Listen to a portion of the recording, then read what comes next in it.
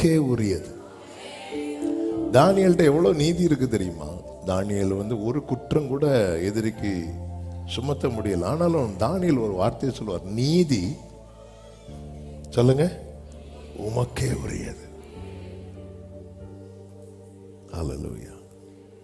நம்ம கொஞ்சம் ஒரு இடத்துல பெர்ஃபெக்டா இருந்தோம்னா அதை வச்சு நம்ம மேன்மை பாராட்டும் இல்லை. கர்த்தர் கிருபையாய் நிற்க வைத்திருக்கிறார். ஜெபித்தீங்களா? கிருபையா ஜெபிக்க வைத்தா. உபவாசிக்கிறீங்களா? கிருபையா.